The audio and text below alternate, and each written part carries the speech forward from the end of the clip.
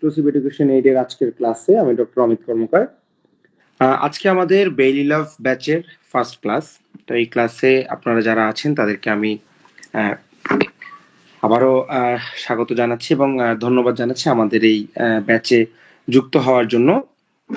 তো আমাদের এই ব্যাচের ক্ষেত্রে যদি আমি একটু বলতে চাই যে আমাদের এই ব্যাচটা আমরা যেভাবে আমাদের কোর্স আউটলাইনটা সাজিয়েছি বেইলি লাভ ব্যাচটা, সেটা হচ্ছে যে আমাদের প্রত্যেকটা চ্যাপ্টার আমরা মানে প্রত্যেকটা ক্লাসে আমরা প্রত্যেকটা চ্যাপ্টার কভার করব এবং সেই সাথে সাথে এই চ্যাপ্টারের সাথে সাথে আমরা চেষ্টা করব যে প্রত্যেকটা চ্যাপ্টারে যে আমাদের এক্সাম রিলেটেড কিছু এসবিএ এগুলি ডিসকাশন করার জন্য। ওকে, আচ্ছা, এবং এই সাথে সাথে প্রত্যেকটা ক্লাসের উপরে এক্সাম থাকবে এবং এই যে বেইলি লাভটা আমরা পড়াবো এই পিডিএফটা আমরা যে মানে পড়ানোর সময় যে দাগাবো এই অ্যানোটেড পিডিএফটা আপনাদেরকে আমরা প্রোভাইড করব এবং সেই সাথে সাথে আমাদের এই ক্লাসটা রেকর্ড থাকবে, আপনারা এনি টাইম ক্লাসটা করতে পারবেন। এবং কারো যদি কোনো প্রবলেম হয় মিনস লাইক আমাদের ক্লাস যখন আপনি অনেকে দেখা যায় লাইভ ক্লাস করতে পারছেন না, পরে যখন ক্লাস করলেন হয়তো তার কারো কোনো একটা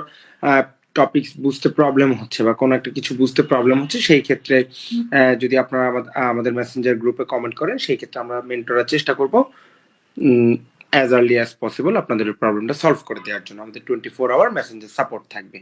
ওকে, আচ্ছা, তো এই ক্ষেত্রে আজকে আমরা বেইলি লাভের প্রথম যে চ্যাপ্টারটি মানে প্রথম চ্যাপ্টারটি যে মেটাবলিক রেসপন্স টু ইনজুরি, এই চ্যাপ্টারটি নিয়ে আজকে আমরা ডিসকাশন করব। আচ্ছা, তো এই চ্যাপ্টারটি নিয়ে অনেকেরই আসলে একটু কনফিউশন থাকে বা অনেকের কাছেই ভয় ভয় মনে হয় এই চ্যাপ্টারটা আসলে কি জিনিস, পড়লে মানে এটার শুরু কোথায় শেষ কোথায়, শুরু থেকে পড়তে গেলে শেষ মনে থাকে না, শেষ পড়তে গেলে শুরু মনে থাকে না, ব্যাপারটা এরকম। কিন্তু এই চ্যাপ্টারটা আমরা যতটা না কঠিন ভাবি ততটা কঠিন না, যদি আমাদের কিছু বেসিক নলেজ থাকে। লাইক আমরা আমাদের এন্ডোক্রাইন সিস্টেম, আমরা এন্ডোক্রাইন ফিজিওলজি বা এই জিনিসগুলো যদি হালকা পাতলা একটু নলেজ আমাদের থাকে, সেই ক্ষেত্রে দেখা যাবে কি যে এই চ্যাপ্টারটা আমাদের বুঝতে খুব ইজি হয়। কিছু মাইক্রোবায়োলজির কিছু নলেজ, তারপরে কিছু আমাদের এন্ডোক্রাইনোলজির কিছু নলেজ, এই জিনিসগুলো যদি একটু থাকে তাহলে মোটামুটি দেখবেন যে আপনাদের এই চ্যাপ্টারটা খুব খুব সহজেই আপনারা বুঝতে পারছেন। সো আজকে আমরা চ্যাপ্টারটি ডিসকাশন করব এবং সেই সাথে সাথে যদি কারো এরপর প্রবলেম হয় সেই ক্ষেত্রে আপনারা চেষ্টা করবেন যে এন্ডোক্রাইনোলজি যদি একটু আপনাদের একটু পড়া থাকে দু একটা জিনিস, এবং সেই সাথে সাথে যদি মাইক্রোবায়োলজির কিছু ইনফ্লামেশন বা এই ইনফ্লামেটরি মেডিয়েটরস এই জিনিসগুলো যদি একটু পড়া থাকে বা প্যাথোলজির কিছু জিনিস যদি পড়া থাকে, সো তাতে করে কি হবে যে আপনাদের এই প্রত্যেকটা জিনিস বুঝতে সুবিধা হবে। ওকে, আচ্ছা, তো আমরা প্রথমেই যারা আছেন তাদের ক্ষেত্রে একটু বলতে চাই যে এই যে আমাদের এই যে বেইলি লাভ ব্যাচে আপনারা যুক্ত হয়েছেন, দুই একজন জাস্ট একটু শেয়ার করেন যে আসলে আমাদের কাছ থেকে আপনারা কি এক্সপেক্ট করতেছেন বা আমরা কিভাবে আপনাদেরকে পড়াগুলো প্রোভাইড করতে পারি, বা এই ব্যাপারে যদি কেউ কিছু বলতেন, জাস্ট অনলি 2-1 মিনিট, তারপরে আমরা চলে যাব আমাদের ক্লাসে।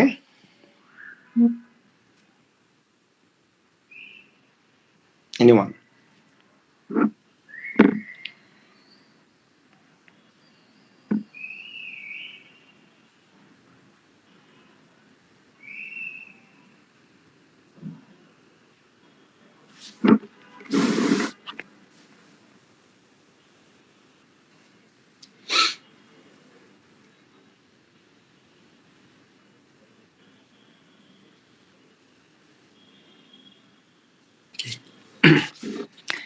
কেউ কিছু বলতে চাচ্ছি না, আমরা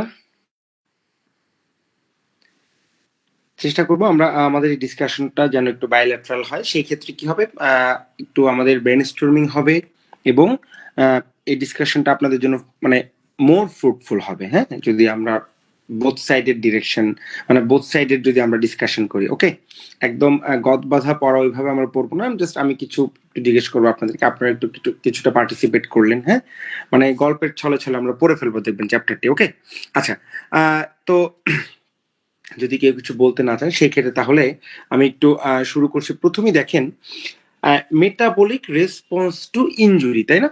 আচ্ছা, এখন কথা হচ্ছে এই যে আমরা বলতেছি মেটাবলিক রেসপন্স টু ইনজুরি, এখন কথা হচ্ছে যে আমরা ইনজুরি বলতে আসলে কি বুঝি বলেন তো? কি রকম টাইপ হতে পারে ইনজুরি? Any idea, anyone? এই যে আমরা বলতেছি যে মেটাবলিক রেসপন্স টু ইনজুরি, তাই না? তাহলে এই যে ইনজুরি গুলা কি ইনজুরি হতে পারে? Anyone, any idea?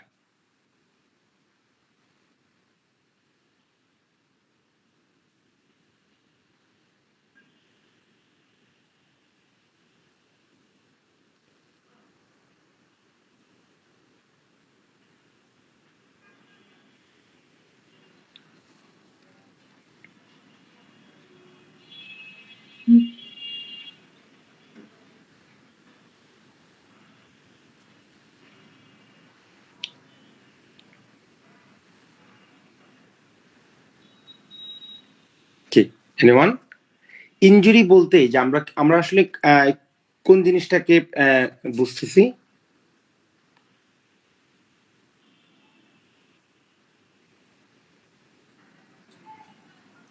Bhaiya, actually, any damage or harm on our body which is caused by any accident, then heat, মানে তার মানে একটা অ্যাক্সিডেন্ট, তাই তো?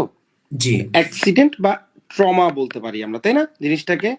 জি ভাই, আচ্ছা, ট্রমা একটা ব্যাপার হইতে পারে, সেটা এনি টাইপ অফ ট্রমা, তাই না? সেটা রোড ট্রাফিক অ্যাক্সিডেন্ট হইতে পারে, সেটা বার্ন হইতে পারে, তাই না? এনি টাইপ অফ ট্রমা, এটা একটা জিনিস গেল। গুড। সো আর কি হইতে পারে? এটা তো গেল ট্রমা, আর কি হতে পারে?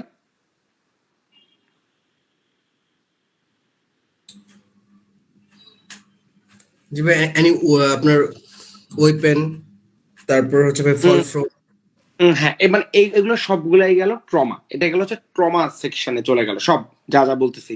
এছাড়া ট্রমা, এই ট্রমা ছাড়া মানে অ্যাক্সিডেন্টাল বা এই ট্রমা ছাড়া আর কি হতে পারে, তাই না? আমরা আর কিভাবে আমরা একটা মেজর উন্ড ক্রিয়েট হইতে পারে আমাদের বডিতে, বলেন তো? ডিউরিং সার্জারি হইতে পারে না, জি তাই না? ধরেন আমরা একটা পেশেন্টের ল্যাপারোটমি করলাম, অথবা আমরা একটা পেশেন্টের মানে ধরেন হেমিকোলেক্টমি করলাম, অথবা মেজর একটা সার্জারি করলাম, তাই না? আমরা একটা পেশেন্টের পার্শিয়াল হেপাটেক্টমি করলাম বা যাই হোক, এই যে ধরেন একটা মেজর সার্জারি, ল্যাপারোটমি করে একটা মেজর সার্জারি করলাম, এখানেও তো আমাদের টিস্যু ইনজুরি হচ্ছে, হচ্ছে না? মেজর একটা মানে একটা মেজর টিস্যু ইনজুরি হচ্ছে এবং আমরা লম্বা সময় ধরে অপারেশন করতেছি, তাই তো? সো এটাও কিন্তু একটা ইনজুরি, তাই না? এখন কথা হচ্ছে এই যে ট্রমা বা একটা সার্জারি, এই জিনিসগুলোর পরে বা এই ইভেন্টগুলোর পরে আমাদের বডিতে কি চেঞ্জ হয়, মেটাবলিক কি চেঞ্জ হয়, সেই জিনিসটাই হচ্ছে এই চ্যাপ্টারে ডিসকাশন করছে। ওকে, তাহলে দেখেন, যে কোনো আমি প্রথমে জাস্ট একটু মানে একটু বলে নেই আর কি জিনিসটা, হালকা একটা ডিসক্রিপশন যদি দিয়ে নিই চ্যাপ্টারের সম্বন্ধে, তাহলে আপনারা একটু ভালো বুঝতে পারবেন। তো প্রথমে দেখেন, আমাদের বডি অলওয়েজ কি চায়? অলওয়েজ চায় যে আমাদের বডিতে যখনই কোনো একটা ইভেন্ট হবে, লাইক কোনো একটা হার্মফুল ইভেন্ট হবে, অথবা যেখানে এনি ট্রমাটিক সিচুয়েশন যখন হবে, তখন আমাদের বডি কি চায়? যে ওইটাকে যেভাবেই হোক আর ফার্দার যেন না বাড়ে, তাই না? এটা একটা ব্যাপার, তাই তো? এবং যদি যেমন ধরেন কোন একটা পেশেন্টের ব্লিডিং হচ্ছে, ওকে, মাইনর ব্লিডিং হচ্ছে, এখন কথা হচ্ছে আমাদের বডি কি চাইবে? যে এটাকে অ্যারেস্ট করার জন্য, তাই না? এবং সেই ক্ষেত্রে কি আমাদের কোয়াগুলেশন ক্যাসকেড কাজ করে, তাই তো? আমরা পড়েছি না coagulation pathway, extrinsic pathway, intrinsic pathway, এই জিনিসগুলো কিন্তু আমরা পড়েছিলাম। এরা আমরা ফিজিওলজিতে যখন পড়েছি বা আমাদের প্যাথোলজিতে যখন আমরা পড়েছি, তাই তো? সো এরপরে দেখেন, যদি কোনো এবার এটা গেল মাইনর একটা ব্লিডিং, কিন্তু যদি কোনো একটা মেজর ভেসেল ইনজুরি হয়, সেই ক্ষেত্রে কি আমাদের বডি এটাকে রিস্টোর করতে পারে? না, পারে না। পারবে না, তাই না? তাহলে তখন কি করতে হবে? সেই ক্ষেত্রে কিন্তু তখন পেশেন্ট মানে তার ইন্টারভেনশন দরকার, যেটাকে আমরা বলি, তাই না? মানে তাকে হসপিটালাইজেশন দরকার। সেই ক্ষেত্রে লাইক আমরা আইদার তাকে প্যাকিং করব, মানে ওই সাইডটা আমরা প্যাকিং করি, উনটা প্যাকিং করি, এবং সেই সাথে সাথে আমরা হেমোস্ট্যাসিস করব। এবং শুধু কি হেমোস্ট্যাসিস করলেই হবে? আমরা যেই ব্লাডটা লস হয়েছে বা যেই ফ্লুইডটা লস হয়েছে, সেটা আবার রিস্টোর করতে হবে না পেশেন্টকে? তাহলে দেখেন, এটা কি একটা মানে বেশ কয়েকটা ফ্যাক্টর কিন্তু এখানে রিলেটেড, তাই না? যে আমরা ওই পেশেন্টের যেটা লস হয়েছে সেই লসটা রিস্টোর করব, এবং অনগোয়িং লস যেন ফার্দার লস না হয় সেটা আমরা প্রিভেন্ট করবো, তাই তো? সো এই জিনিসটা কি ইনিশিয়ালি করতে হবে। এখন আপনি একটা পেশেন্টকে ধরেন, সে একটা ব্লিডিং নিয়ে আসলো অথবা মেজর একটা ট্রমা হইলো একটা পেশেন্ট, হ্যাঁ, তার রোড ট্রাফিক অ্যাক্সিডেন্ট হয়েছে, ধরেন তার ফিমার ফ্র্যাকচার হয়েছে, তার হিউমেরাস ফ্র্যাকচার হয়েছে, তার ইন্ট্রাঅ্যাবডোমিনাল কোনো ব্লিডিং হয়েছে বা যাই হোক হয়নি আমি ধরে নিলাম, কিন্তু ধরেন একটা ফিমার ফ্র্যাকচার ইটসেলফ একটা হিউজ, কিন্তু পেশেন্টের একটা হিউজ স্ট্রেস পেশেন্টের বডিতে, তাই না? কারণ ওইখানে একটা লার্জ অ্যামাউন্ট অফ ব্লাড লসের চান্স থাকে। এখন যদি আপনি ওই পেশেন্টকে ইনিশিয়ালি যদি রিসাসিটেট না করতে পারেন, তখন সেই পেশেন্ট কি হবে বলেন তো? হাইপোভলিমিক শক। এক্স্যাক্টলি, হাইপোভলিমিক শকে যাবে, তাই না? তাহলে শকে যদি চলে যায় তাহলে সেই পেশেন্টকে একদিকে হচ্ছে সে শকে গেল, তাহলে শকে গেলে এটা একটা বডির উপর একটা হিউজ ইম্প্যাক্ট ফেলবে, তাই না? তার হাইপোভলিমিয়া হবে, তার পালস বাড়বে, বিপি কমবে, তার ভাইটাল অর্গানগুলো কিন্তু তখন আস্তে আস্তে ফাংশন করবে না, তাই তো? এবং এই যে এই পেশেন্ট যখন একটা এই মেজর ইভেন্টের মধ্যে দিয়ে যাবে, মানে ধরেন সে একটা লম্বা সময় ধরেন হাইপোভলিমিয়াতে গেছে, তাহলে সেই ক্ষেত্রে কি দেখবেন, তার যে ভাইটাল অর্গানগুলো যদি অ্যাডেকুয়েট ব্লাড সাপ্লাই না পায়, তখন কি হবে, তাদের ইনজুরির কিছু ম্যানিফেস্টেশন আমরা পাবো। যেমন ধরেন শকে যদি একটা পেশেন্ট যদি লং টাইম শকে থাকে, তাহলে আমরা রেনাল সিস্টেমে কি পাবো বলেন তো, বা কি কি কি কি এক্সপেক্ট করি ওই পেশেন্টে কি হইতে পারে? Renal failure. রেনাল ফেলিওর হইতে পারে, তাই না? বা অ্যাকিউট কিডনি ইনজুরি হইতে পারে, তাই তো? তাই না? এই জিনিসটা আবার ধরেন একটা পেশেন্টের লং টাইম যদি তার হাইপোভলিমিয়া থাকে, সেই ক্ষেত্রে বা ব্লাড সাপ্লাই কম থাকে, তাহলে তার ব্রেইনের কিছুটা ইস্কেমিক চেঞ্জ হইতে পারে, তার গাটের কিছুটা ইস্কেমিক চেঞ্জ হইতে পারে, তাই না? তার লাংসের কিছুটা ইস্কেমিক চেঞ্জ হতে পারে, বা লিভারের কিছুটা ইস্কেমিক চেঞ্জ হতে পারে। কারণ কি, এই জিনিসগুলো হচ্ছে আমাদের ভাইটাল অর্গান, তাই তো? তাহলে দেখেন, ধরেন এরপরে ওই যে তার যখন অ্যাকিউট কিডনি ইনজুরি হয়ে গেল, এরপরে আপনি তাকে রিসাসিটেশন করলেন, কিন্তু এই কিডনি ইনজুরির ফলে ওই পেশেন্টের কিছু না কিছু তো ভোগান্তি পোহাতে হবেই, তাই না? তাই কিনা বলেন? মানে সেটা বডি যখন আবার রিস্টোর করবে সেই জিনিসটা, তখন কিন্তু তাকে কিছু ইভেন্টের মধ্যে দিয়ে যাইতে হবে, তাই তো? এই জন্য যদি আমরা ইনিশিয়ালি একদম একটা পেশেন্টের ট্রমার যতটা আর্লি পসিবল যদি আমরা তাকে রিসাসিটেট করতে পারি, তাহলে কি হবে, ভাইটাল অর্গানগুলো সেফ থাকবে, এবং তার ট্রমার ফলে আমাদের বডিতে যে বিভিন্ন ইভেন্টগুলি হবে, এই ইভেন্টগুলি ঘটার চান্স কমে যাবে, তাই না? অ্যাজ এ হোল আমরা তো এই জিনিসটাই মানে এক্সপেক্ট করি, বা আমরা যে একটা পেশেন্টকে ম্যানেজ করি এইগুলো মাথায় রেখে তো আমরা ম্যানেজ করি, তাই না? তাই তো? জি ভাইয়া। এই জন্য এখন কথা হচ্ছে কেন আমরা এই পেশেন্টকে কেন আর্লি ম্যানেজ করতে চাচ্ছি, তাই না? তার বডিতে আর্লি ম্যানেজ না করলে কি প্রবলেম হবে, এই জিনিসটাই হচ্ছে মেটাবলিক রেসপন্স টু ইনজুরি, যে আসলে কি রেসপন্স হচ্ছে ওই ইনজুরিটার পরে। ক্লিয়ার জিনিসটা? সো এর মধ্যে অ্যাজ এ হোল আমি যেটা যা যা বললাম, সো এগুলি মোটামুটি আছে, কিন্তু এটাকে প্রত্যেকটা সেগমেন্ট বাই সেগমেন্ট ইলাবোরেট করে দেয়া এই চ্যাপ্টারে। আপনারা পড়ার পরে দেখবেন যে লাস্ট কথাগুলা এগুলাই দাঁড়াবে, এবং এই জিনিসগুলোর ক্ষেত্রে যেমন আমাদের কিছু নিউরো এন্ডোক্রাইন রেসপন্স বলি আমরা, এই ক্ষেত্রে কিছু না আমাদের নার্ভাস সিস্টেমটা ইনভলভ থাকবে, আমাদের এন্ডোক্রাইন সিস্টেমটা ইনভলভ থাকবে, তারা কিভাবে কি হার্ম করবে বা কিভাবে কি আমাদের ইউজফুল কোনো একটা ফ্যাক্টর হিসেবে কাজ করবে, এই জিনিসগুলোই আমরা এখান থেকে ডিসকাশন করব। ওকে, আচ্ছা। তো যেমন এখানে প্রথমেই আমরা দেখি যে হোমিওস্ট্যাসিস, এই জিনিসটা একটু আমরা প্রথমে দেখি। দেখেন, হোমিওস্ট্যাসিস বলতে আমরা কি বুঝি, যে আমাদের বডির নর্মাল ফাংশন মেনটেইন করা, তাই তো? ধরেন এখন কোনো একটা ইনজুরি যদি হয়, তাহলে বডি কি চাইবে, তার যদি ব্লাড প্রেশার কম থাকে, বডি চাইবে যেন তার ব্লাড প্রেশারটা নর্মালি রাখে, তাই না? এবং এই যে হোমিওস্ট্যাসিস এই জিনিসটা, সাপোজ একটা পেশেন্টের নর্মাল ব্লাড প্রেশার থাকে 120/80 বা 130/80, তার রেগুলার ব্লাড প্রেশার থাকে। এখন ধরেন তার একটা ইভেন্টের পরে বা কোনো একটা ট্রমার পরে তার বিপি যখন ফল করলো বা সে যখন শকে গেল, ধরেন তার প্রেশার 90/60 হলো, বা হ্যাঁ বা 80/50 হয়ে গেল, তারপরে আমাদের বডির হোমিওস্ট্যাসিস মেকানিজমে কিন্তু এইরকম না যে তাকে ওই ব্লাড প্রেশার মানে তার 130/80 করতে হবে, সেটা কিন্তু হোমিওস্ট্যাসিস হিসেবে ওইভাবে হবে না। কারণ কি, হোমিওস্ট্যাসিস বলতে আমাদের যে ভাইটাল যে ফিজিওলজিক্যাল ফাংশনগুলো, এই ফিজিওলজিক্যাল ফাংশনগুলো যেন আমরা মেনটেন করতে পারি। ওকে, যেমন ধরেন তার যদি ব্লাড প্রেশারটা এরপরে 100/70 হয়, সেই ক্ষেত্রে কিন্তু তার ভাইটাল অর্গান থেকে শুরু করে সবকিছু ওয়েল পারফিউশন হবে। সো এটা যদি বডি মেনটেন করতে পারে, এটাই কিন্তু হোমিওস্ট্যাসিস। ক্লিয়ার? দেখেন এখানে দেখেন যে many aspects of surgery, trauma and injury effects homeostasis can lead to organ dysfunction. Okay, এবং এই ক্ষেত্রে আমাদের বডির প্রথমে যেটা আমরা বললাম যে প্রথমেই একদম আফটার ট্রমা বা আফটার ইনজুরি বডি কিন্তু একটা মানে লস কন্ডিশনে থাকবে, যেটাকে আমরা বলি কি ক্যাটাবলিজম। ওকে, যেমন দেখেন traditionally the metabolic response to injury divided into initial period of catabolism followed by an anabolic phase of repair and tissue healing. Okay, এবং এই যে ক্যাটাবলিজম ফেজটা কিন্তু শক ইভেন্টের মধ্যে, যেটা একটু আগে কিন্তু আমরা বলেছি, আপনারা যেটা বলেছেন। এখন দেখেন তাহলে তার মানে আমরা কি বুঝলাম, যে একটা ইনজুরির পরে বডি ক্যাটাবলিক ফেজে থাকবে প্রথমে, মানে তখন বডির লস হবে কিছু জিনিস, এবং এরপরে যখন এই লসটা বডি কাটিয়ে উঠবে তখন অ্যানাবলিক বা রিপেয়ার ফেজে যাবে, তাই তো? এই জন্য দেখবেন যে কোনো একটা মেজর ট্রমার পরে অথবা ধরেন তার মানে মাল্টিপল সাইটে ট্রমা হয়েছে বা উন্ড হয়েছে, অথবা কোনো একটা মেজর সার্জারির পরে দেখবেন পেশেন্টের কিন্তু ওয়েট লস হয়, তাই না?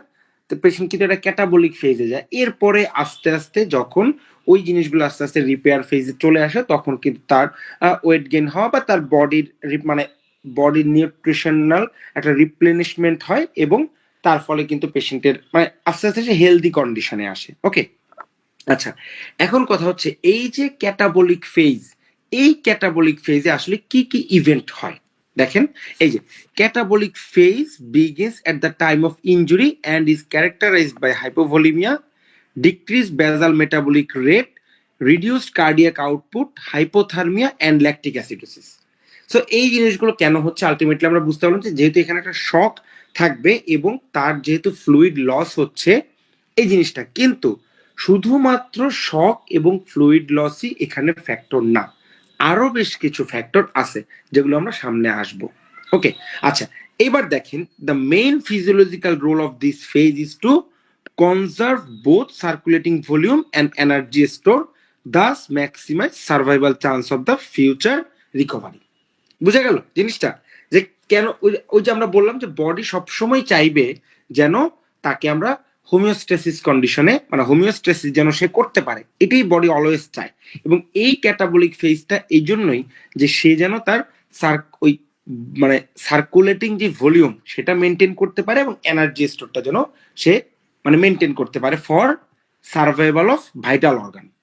ওকে, আচ্ছা, এরপরে দেখেন a series of neuro hormonal response accompany this effect and trigger a systemic inflammatory response syndrome. Okay, আচ্ছা, এখন দেখেন যখনই আমাদের বডি একটা এরকম একটা ট্রমার মধ্যে দিয়ে যাবে, তখন আমাদের বডি কি চাইবে, বা যেমন ধরেন আমাদের ছোট একটা যদি কাট ইনজুরি হয়, হাতে একটা কাট ইনজুরি হলো, হ্যাঁ, এরপরে ওইখানে আসলে ইভেন্ট কি হয় বলেন তো? যে কোনো একটা ইনজুরির পরে কি হয় ওইখানে ইভেন্টটা?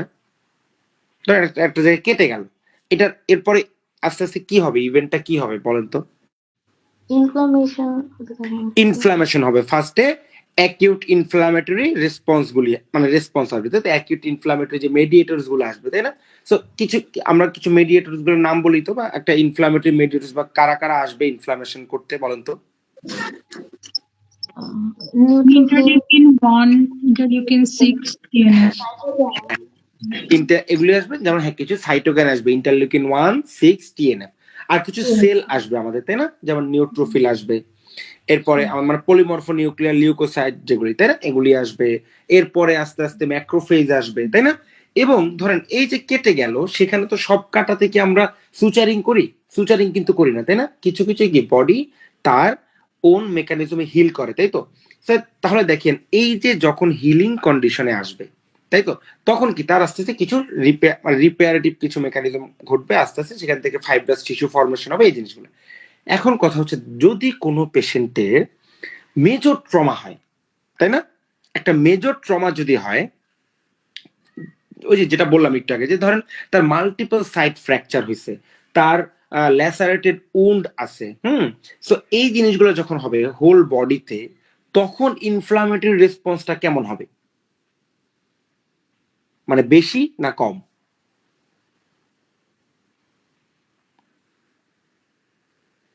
বেশি হবে। বেশি। বেশি হবে। মানে নট অনলি বেশি, মানে অনেক বেশি হবে, তাই না? তাই তো। তখন বডি কি চাইবে, যে প্রত্যেকটা সাইটে একসাথে ইনফ্লামেশন করে যেন এই ইনজুরিগুলি সে ট্যাকেল দিতে পারে। বাট ইনজুরির লেভেল যদি খুব বেশি হয়, সিভিয়ারিটি যদি খুব বেশি হয়, তখন কিন্তু বডি সবগুলোই একসাথে কমব্যাট করতে পারে না। ক্লিয়ার? এবং তখন বডিতে আমরা যেই রেসপন্সটা পাবো বা যেই সাইন সিমটমগুলি পাবো, সেগুলি হচ্ছে একসাথে আমরা বলি সিস্টেমিক ইনফ্ল্যামেটরি রেসপন্স সিনড্রোম। ওকে, এখন কথা হচ্ছে, আপনি একটা পেশেন্টের যে সার্স কন্ডিশনে আছে বা সিস্টেমিক ইনফ্ল্যামেটরি রেসপন্স কন্ডিশন, বা তার ওয়াইড স্প্রেড ইনফ্ল্যামেশন হচ্ছে বডিতে, আপনি কিভাবে বুঝবেন? বা তখন এই জিনিসটা কোনটা, ওই যে সার্সের ক্রাইটেরিয়া, আমরা কি কেউ বলতে পারবো সার্সের কি কি ক্রাইটেরিয়া আছে? ফিভার। না, সার্সের 4টা ক্রাইটেরিয়া আছে। মানে সার্স আমরা তখনই বলবো যদি এই ক্রাইটেরিয়া গুলা হয়। সেই ক্রাইটেরিয়া গুলার সম্বন্ধে কি আমাদের কারো কোনো আইডিয়া আছে?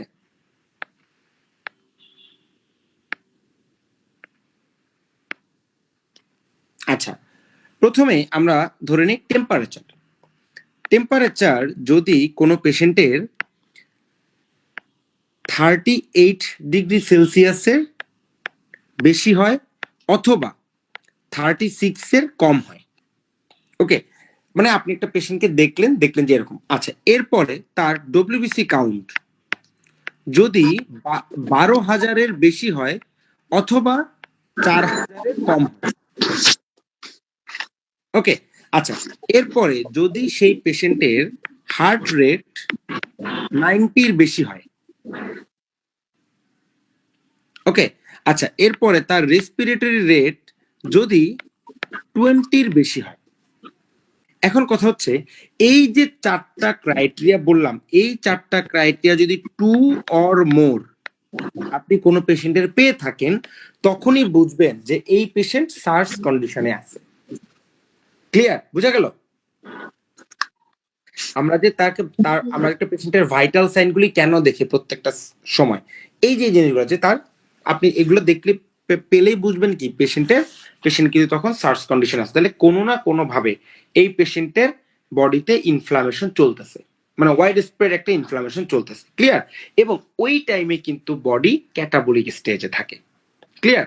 দেখেন এই যে এরপরে দেখেন, যখন এই সার্চ কন্ডিশনটা ট্রিগার হবে, হোয়ার বডি স্টোর আর মেটাবোলাইজ ফর রিকভারি আর রিপেয়ার। এরপরে দেখেন দ্য ক্যাটাবলিক ইফেক্ট, কি কি ইফেক্ট ফেলবে? Muscle breakdown, weight loss and hyperglycaemia. Clear? এখন কথা হচ্ছে, দেখেন একটা পেশেন্টের যদি মাসেল ব্রেকডাউন হয়, তার ওয়েট লস হয়, তার যদি হাইপারগ্লাইসিমিয়া হয়, হাইপারগ্লাইসিমিয়া যদি হয়, সেই ক্ষেত্রে কি হবে? ওই পেশেন্টের কিন্তু ইনফেকশন হওয়ার চান্স বেড়ে যায়, তাই না? কারণ কি, ব্লাড গ্লুকোজ লেভেল যখন বেড়ে যায়, তখন কি ইনফেকশনের চান্স বেড়ে যায় না? Yes sir. কেন বলেন তো?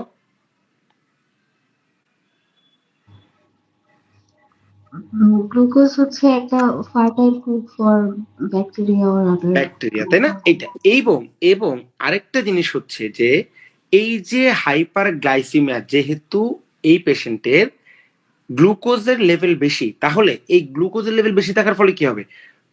গ্লুকোজ যখন সেলের মধ্যে যাবে, তখন সেখানে মানে এই গ্লুকোজটা বেশি মেটাবলিজম হবে, এবং সেই মেটাবলিজমটা হবে কোথায়? মাইটোকন্ড্রিয়াতে। দ্যাটস ওয়াই এই পেশেন্টের মেটাবলিক রেটটা আরো বেড়ে যাবে ওই মুহূর্তে। বুঝা গেল? এবং তখন দেখেন এই যে কি হবে, আস্তে আস্তে তখন বেশ কিছু কমপ্লিকেশন হবে এবং আলটিমেটলি সেই পেশেন্ট সেপসিস কন্ডিশনে কিন্তু চলে যাবে। ক্লিয়ার? এরপরে দেখেন আফটার ফিউ উইকস, যখন এই এক্সটেন্সিভ ফেজটা পেশেন্ট পার করবে, তখন আস্তে আস্তে তার রিকভারি হবে এবং তখন পেশেন্ট অ্যানাবলিক স্টেজ যাবে। Anabolic phase develops which may last for weeks, if extensive recovery and repair are required following serious injury. বুঝা গেল? এখন কথা হচ্ছে যদি আপনি এই পেশেন্টের এই যে এক্সটেন্সিভ রিকভারি যদি কভার করতে না পারে পেশেন্ট, বা আমরা যদি অ্যাডিকুয়েট রিসাসিটেশন পারফেক্ট টাইমিং এ করতে না পারি, তখন পেশেন্টের কি হবে?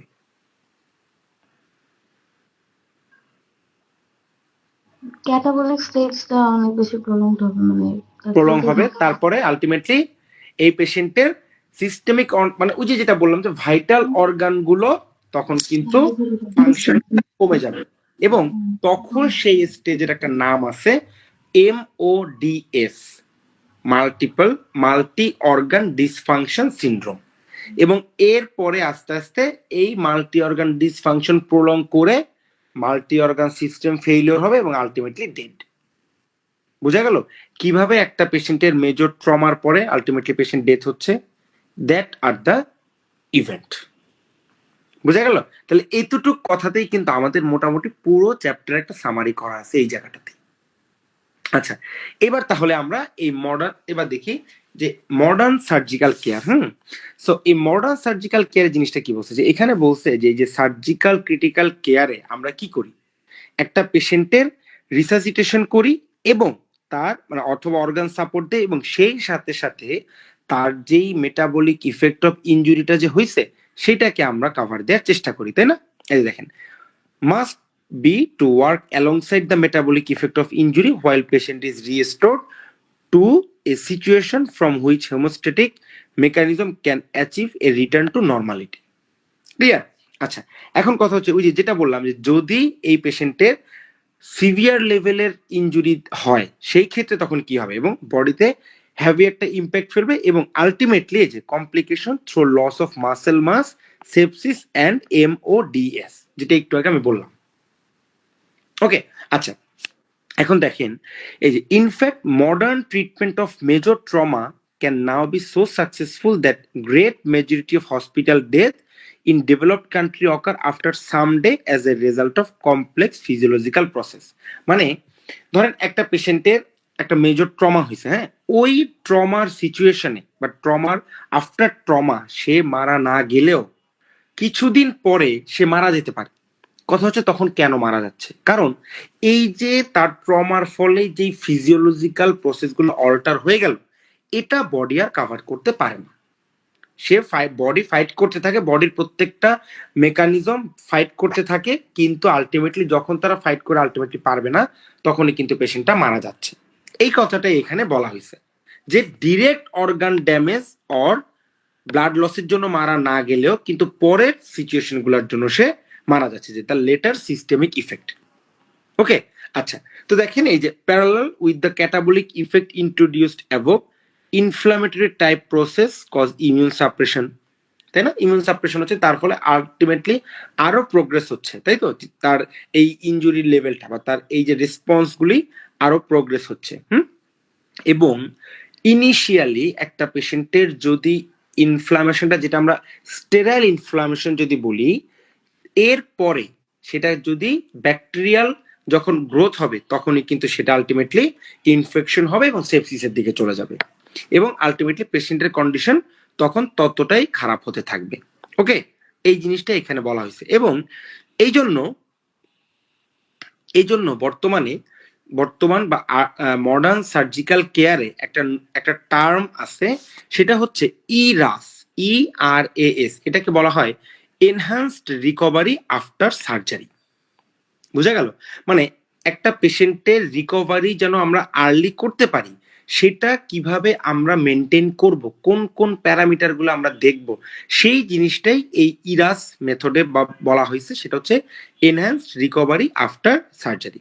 ওকে, এবং এখানে দেখেন আমাদের সামনে আছে যে এই এনহান্সড রিকভারি আফটার সার্জারি, এখানে কোন জিনিসটাতে আমরা এমফাসাইজ দেই সেই জিনিসগুলো আমরা সামনে ডিসকাশন করবো। ওকে, আচ্ছা, তাহলে দেখেন এই বক্সটা খুব ইম্পর্টেন্ট, প্রত্যেকটা বক্স, এই চ্যাপ্টারের প্রত্যেকটা বক্সই খুব ইম্পর্টেন্ট, আমাদের পরীক্ষার জন্য এবং আমাদের নলেজ জন্য। দেখেন, homeostasis is the foundation of normal physiology, আমরা এতক্ষণ যেটা পড়ে জানলাম। Stress free perioperative care helps to preserve homeostasis following elective surgery. Resuscitation, surgical intervention, critical care can return the severely injured patient to a situation in which homeostasis become possible once again. আচ্ছা, metabolic response to surgery influence these processes profoundly, particularly through catabolic effect, mods, and impaired immunity. Clear? আচ্ছা, এবার এতক্ষণ এই যে আমরা যে discussion করলাম, এটা নিয়ে কারো কোনো কোশ্চেন আছে কিনা, কোনো জায়গায় কি আমাদের কোনোটা বুঝতে প্রবলেম হচ্ছে কিনা বলেন তো? আমি কি যেভাবে ফোকাস করলাম সেটা কি বুঝাইতে পারছি?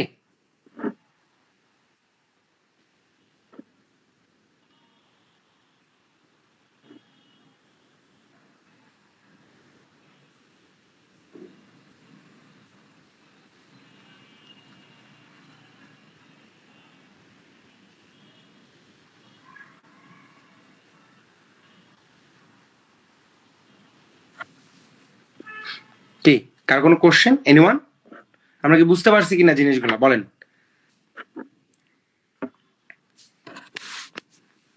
আচ্ছা, যদি এরপর কারো যদি কোনো টপিক বুঝতে প্রবলেম হয় সেক্ষেত্রে ডেফিনেটলি কোশ্চেন। হ্যাঁ, এনি কোশ্চেন?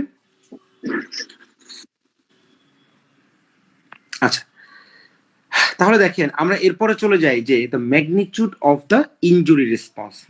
আচ্ছা, সো এখানে দেখেন, এখানে বলছে যে এই যে আমরা বলতেছি মেটাবলিক রেসপন্স টু ইনজুরি, এই রেসপন্স টু ইনজুরি যেটা আমরা একদম শুরুতে যেটা বলেছিলাম যে যদি অল্প একটু কাটে তাহলে যে রেসপন্সটা হবে, যদি বেশি ইনজুরি হয় তার রেসপন্সটা কিন্তু আরো বেশি হবে, তাই না? সো এখানে এটাই বলা হয়েছে, the more severe the injury, the greater the response. Okay, এবং দেখেন this concept applies not only the physiological and metabolic changes but also to immunological changes and other সিকুয়েলি।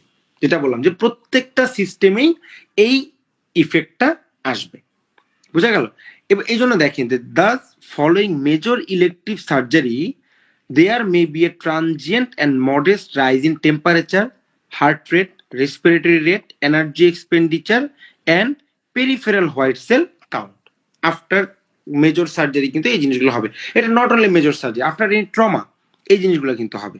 ওকে, এই যে দেখেন following major trauma, emergency surgery, sepsis or burn, this changes are accentuated, মানে কি আরো বাড়বে, এবং রেজাল্টিং ইন সার্স হুইচ মানে with hyper metabolism, mark catabolism, shock, even mods. বুঝা গেল? ইনজুরি লেভেল যত বাড়বে তার রেসপন্সও তত বাড়বে। ক্লিয়ার?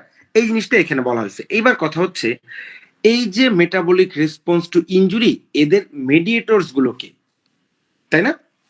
আচ্ছা, তো এখানে প্রথমে বলা হয়েছে যে টিস্যু ড্যামেজ অ্যান্ড ইনফ্লামেশন। ওকে, এখানে বেশ কিছু কথা দেয়া আছে, বেশ মানে অনেক কাছে পড়লে একটু কঠিন মনে হয়, জিনিসটা আমি একটু সহজ করে দিই। সেটা হচ্ছে এই যে টিস্যু ইনজুরি হবে, এই টিস্যু ইনজুরি বিভিন্ন ভাবেই হইতে পারে। ওকে, এর মধ্যে একটা আছে যে tissue damage causes the release of cellular and other molecular fragments known as damage associated molecular pattern or alarmin. ওকে, এখন কথা হচ্ছে এই যে ড্যামেজ অ্যাসোসিয়েটেড মলিকুলার প্রোটিন বা ড্যাম্প, এরা কি করবে? এরা হচ্ছে এই যে আমাদের বিভিন্ন ইনফ্লামেটরি সেল, লাইক দেখেন এই যে আমাদের যেমন ম্যাক্রোফেজ, নিউট্রোফিল, ডেনড্রাইটিক সেল, এই যে সেলগুলোকে তারা হচ্ছে কি করবে, তখন তাদের গায়ে তাদেরকে অ্যাক্টিভেট করবে। এবং অ্যাক্টিভেট করলে কি হবে? আমরা জানি যে এই যে ইনফ্লামেটরি সেলগুলো থেকে বাইরে যখন অ্যাক্টিভেট হয় তখন কিন্তু এখান থেকে বেশ কিছু সাইটোকাইন রিলিজ হয়, তাই না? যেমন interleukin 1, interleukin 6 and many others. Okay, so এগুলি যখন রিলিজ হবে, এবং সেই সাথে সাথে আরেকটা জিনিস যে এই যে tumour necrosis factor alpha, interferon, chemokine and other mediator, তাই না? এই জিনিসগুলো কি করবে? এই যে ইন্টারলিউকিন 1, তারপর হচ্ছে TNF, tumour necrosis factor, interleukin 6, এরা তখন বডির বিভিন্ন অর্গানে যাবে। প্রথমে তারা যাবে হচ্ছে হাইপোথ্যালামাসে। হাইপোথ্যালামাসে যখন যাবে তখন আমাদের হাইপোথ্যালামাসের যে থার্মো রেগুলেশন ক্যাপাসিটি, সেই থার্মো রেগুলেশন ক্যাপাসিটিকে তারা ডিস্ট্রাকশন করবে। তো ডিস্ট্রাকশন করলে কি হবে? বডি তখন আর থার্মো রেগুলেশন করতে পারবে না, এবং ওই পেশেন্টের কিন্তু তখন পাইরেক্সিয়া ডেভেলপ করে। বুঝা গেল? এবং এই যে ইনফ্লামেটরি মেডিয়েটর গুলো রিলিজ হইলো, এই রিলিজ হওয়ার ফলেই তখন কিন্তু কি তার সিস্টেমিক একটা ইনফ্লামেশন হচ্ছে, এবং সেটাই হচ্ছে আলটিমেটলি ক্লিনিক্যালি আমরা সার্স হিসেবে পেয়ে থাকি, যেটা ওই যে 4টা আমি প্যারামিটার বলেছিলাম সেভাবে আমরা জিনিসগুলোকে পেয়ে থাকি। বুঝা গেল?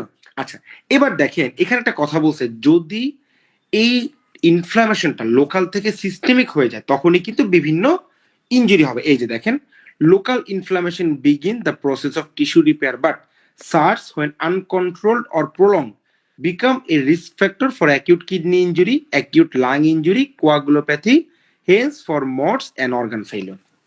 এবং within the injured brain secondary brain injury can occur. বুঝা গেল?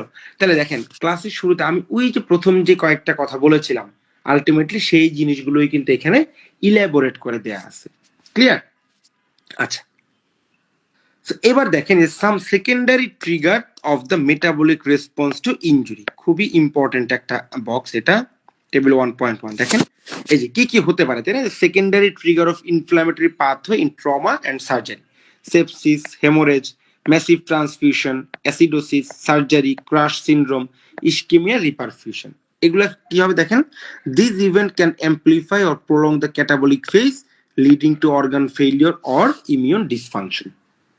ওকে, আচ্ছা, এইবার আমরা চলে আসি neuro endocrine response to injury.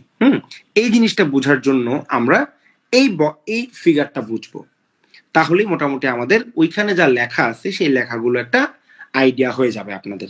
ওকে, আচ্ছা, তো এখানে এই ফিগারটা একবার একটু ভালো করে আপনারা চোখ বলেন যে কি কি আমরা দেখতে পাচ্ছি। আমরা এখানে ব্রেইন দেখতে পাচ্ছি, স্পাইনাল কর্ড দেখতে পাচ্ছি, তার পাশে একটা জায়গায় আমরা হাইপোথ্যালামাস, পিটুইটারি দেখতে পাচ্ছি, অ্যাড্রিনাল গ্ল্যান্ড এবং প্যানক্রিয়াস দেখতে পাচ্ছি। ওকে, এবং এখানে 3টা লেভেল দেওয়া আছে, যে এটা হচ্ছে আমাদের অর্গান লেভেল, এখানে হচ্ছে আমাদের প্লাজমা বা ব্লাড লেভেল, এবং আমরা বডি মেটাবলিজমে কি কি চেঞ্জ পাই এই জিনিসটা এখানে দেয়া আছে। ক্লিয়ার? আচ্ছা, তো দেখেন প্রথমে যখন একটা পেশেন্ট ইনজুর্ড হয়, কোনোভাবে যখন ইনজুরি হবে, এই ইনজুরিটা কি হবে বলেন তো, আমাদের যেই পেইন রিসিপ্টর যাদেরকে আমরা নোসিসেপ্টর বলি, এই নোসিসেপ্টর পাথওয়ের মাধ্যমে সে স্পাইনাল কর্ড হয়ে চলে যাবে কোথায়? ব্রেইনে। ওকে, সো ব্রেইনে যে যখন এই হাইপোথ্যালামাসে যাবে, তো হাইপোথ্যালামাস থেকে কি হবে, কর্টিকোট্রপিন রিলিজিং ফ্যাক্টর রিলিজ করবে, যেটা কিনা আসবে পিটুইটারিতে, পিটুইটারিকে সে অ্যাক্টিভেট মানে স্টিমুলেট করবে, এবং স্টিমুলেট করার ফলে এসিটিএইচ বা অ্যাড্রেনোকর্টিকোট্রপিক hormone and growth hormone release হবে। বুঝা গেল? এখন কথা হচ্ছে এই যে এসিটিএইচ রিলিজ হলো, অ্যাড্রেনোকর্টিকোট্রপিক হরমোন, এই হরমোনের কাজ কি বলেন তো? এসিটিএইচ কি করে আমাদের বডিতে? কোথায় যে কাজ করে? অ্যাড্রিনাল গ্ল্যান্ডে যাবে। হ্যাঁ, অ্যাড্রিনাল গ্ল্যান্ডের আরেকটু স্পেসিফিক ভাবে যদি বলি, কোন লেয়ারে যাবে অ্যাড্রিনাল গ্ল্যান্ডের? Cortex. কর্টেক্স, তাই না? আচ্ছা, তাহলে আরেকটু বলি যে অ্যাড্রিনাল গ্ল্যান্ডের কর্টেক্স থেকে কি কি হরমোন আসে?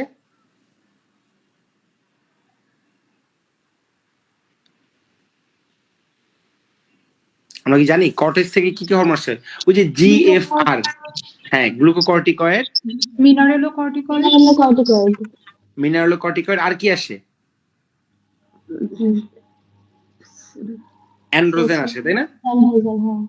আচ্ছা, তো এখন কথা হচ্ছে এখানে দেখেন এই যে আমাদের এখানে এসিটিএস, তাহলে অ্যাড্রিনাল, এখানে যে কর্টিকাল যে হরমোন বা কর্টিসল, এটার লেভেলটা বাড়তেছে। আরেকটা জিনিস হচ্ছে দেখেন, ওই যে আমাদের যে অ্যাড্রিনাল মেডুলা, এই মেডুলাতে যে আমাদের যে অ্যাড্রেনালিন, নরঅ্যাড্রেনালিন, এই হরমোনগুলা যে রিলিজ হয় মেডুলা থেকে, তা সেগুলা কার রেসপন্সে রিলিজ হয়? সিম্প্যাথেটিক নার্ভাস সিস্টেমের অ্যাক্টিভেশনে, তাই না?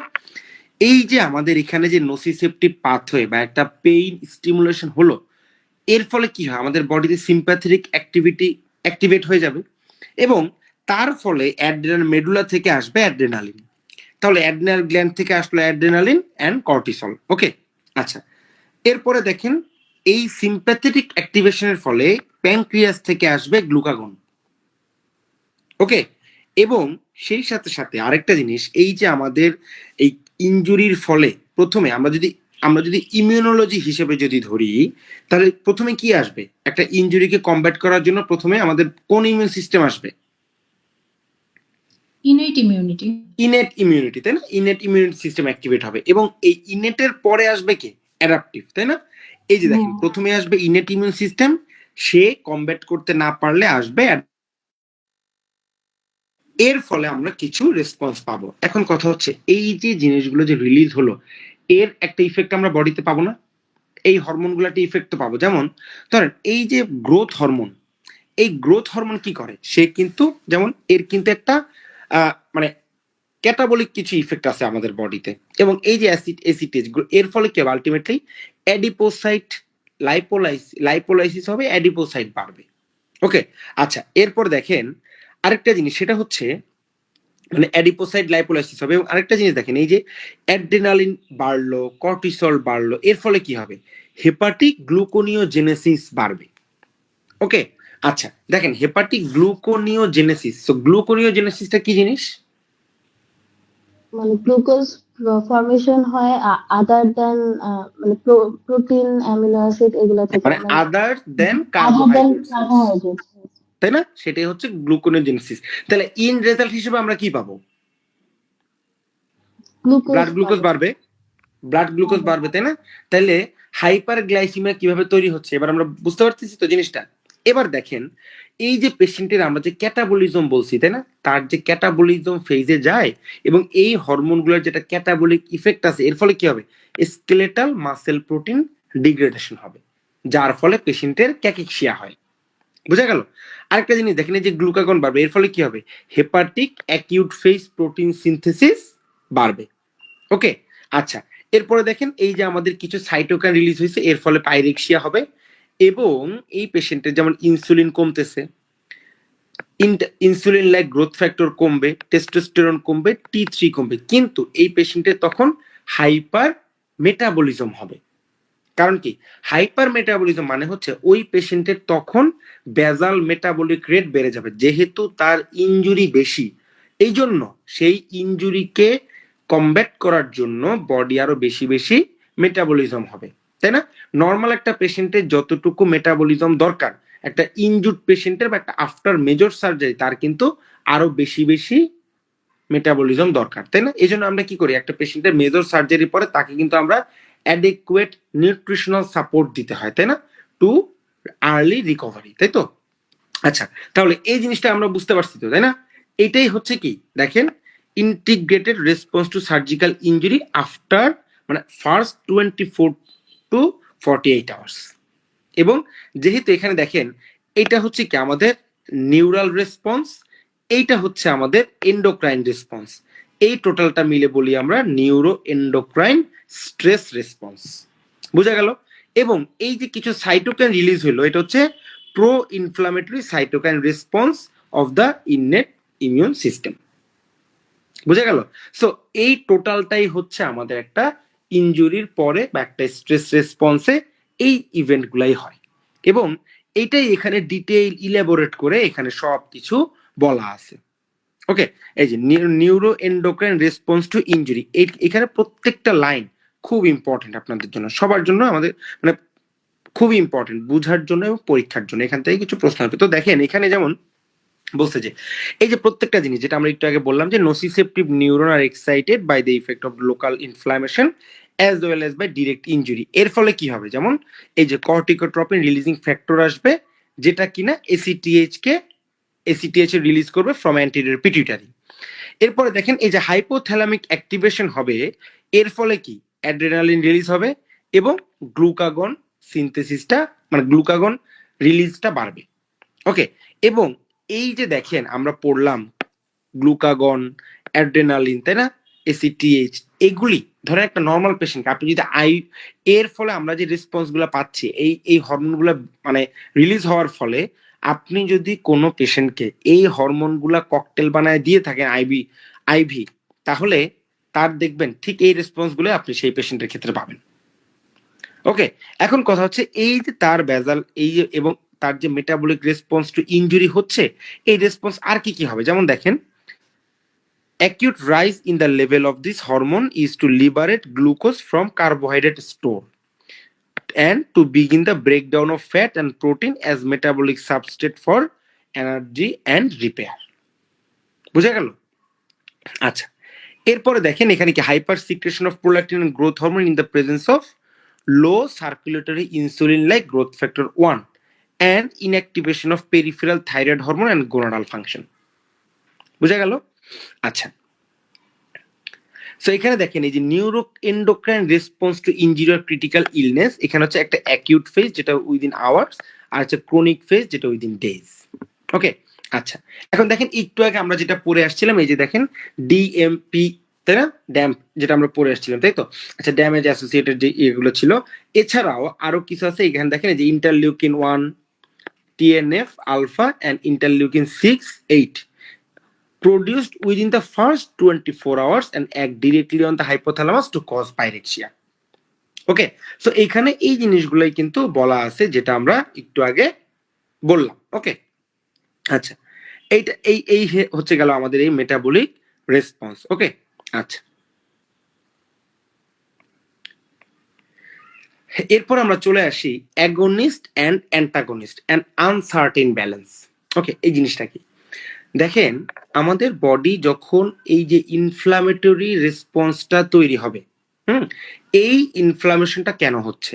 ওই যে ইনজুরিটাকে কমব্যাট করার জন্য, বা তার যে উন্ডটা তৈরি হয়েছে সেই উন্ডটা হিলিং প্রসেসটা স্টার্ট করার জন্য, তাই তো? কিন্তু এই ক্ষেত্রে আমাদের ইনফ্লামেটরি রেসপন্সটা কিন্তু বেশি, তাই না? যত বেশি ইনজুরি তত বেশি কিন্তু ইনফ্লামেশন।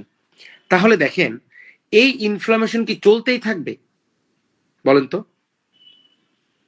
বা আমাদের বডি কি এই ইনফ্লামেশন কি চলতে থাকতেই দিবে? কি মনে হয়?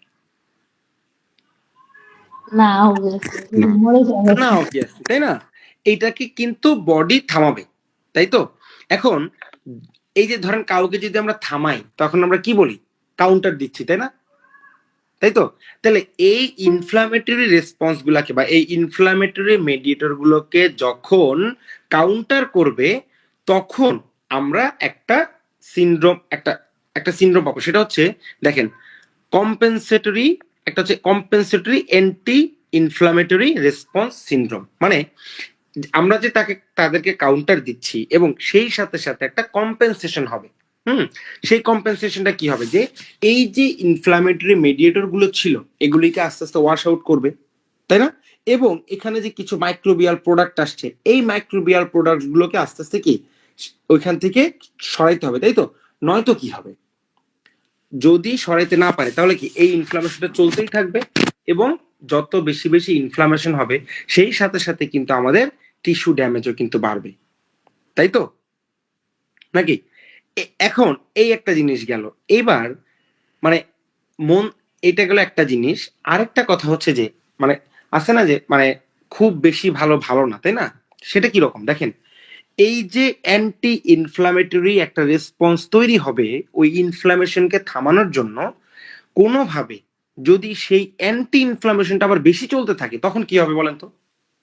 ইমিউনোকম্প্রেশন হবে, তখন হচ্ছে সাসেপ্টেবল টু ইনফেকশন, মানে অপরচুনিটি। এক্স্যাক্টলি, এটাই হচ্ছে কথা যে যদি কোনো পেশেন্টের ওই মানে তার যদি অ্যান্টি ইনফ্লামেশনটা বেড়ে যায় তখন কি হবে? আমাদের ইনফেকশনের চান্স বেড়ে যাবে, তাই না? তখন ব্যাকটেরিয়াল ওভারগ্রোথের চান্স বেড়ে যাবে বা আমাদের ওই যে ইনফেকশনের চান্স বেড়ে যাবে এবং তখন কি সেই পেশেন্টের এই যে দেখেন resulting in immunosuppression and an increase susceptibility to opportunistic nosocomial infection. বোঝা গেল তাহলে কিভাবে একটা পেশেন্টের নসোকোমিয়াল ইনফেকশন হয়? এবার আমরা বুঝতে পারলাম যে মেটাবলিক মানে একটা ইনজুরির পরে কিভাবে নসোকোমিয়াল ইনফেকশন হয়। যে তার এই ইনফ্লামেটরি রেসপন্স সিনড্রোমটা যদি বাড়ে, মানে অ্যান্টি ইনফ্লামেটরি রেসপন্স সিনড্রোম যদি বাড়ে তখন সেই ক্ষেত্রে কিন্তু এটা বাড়বে। ওকে, আচ্ছা, এবার দেখেন এই যে দেখেন further sepsis with it associated catabolism results. তার মানে কি? মানে একটা পেশেন্টের তো সে এমনিই একটা ক্যাটাবলিজম ফেজে আছে, তাই না, তার ইনজুরির পরে, কিন্তু যদি আবারও তার অ্যান্টি ইনফ্লামেশন কন্ডিশনটা যদি বেড়ে যায় তখন কি আবার সেপসিস হবে, আবার সেই পেশেন্টের কি ক্যাটাবলিক ফেজে যাবে, তাই না? এবং আস্তে আস্তে কিন্তু পেশেন্টের অবস্থা তখন খারাপ হয়ে যাবে। বুঝা গেল? দেখেন যে course can be prolonged by ongoing critical illness as part of an ongoing vicious cycle of the chronic critical illness.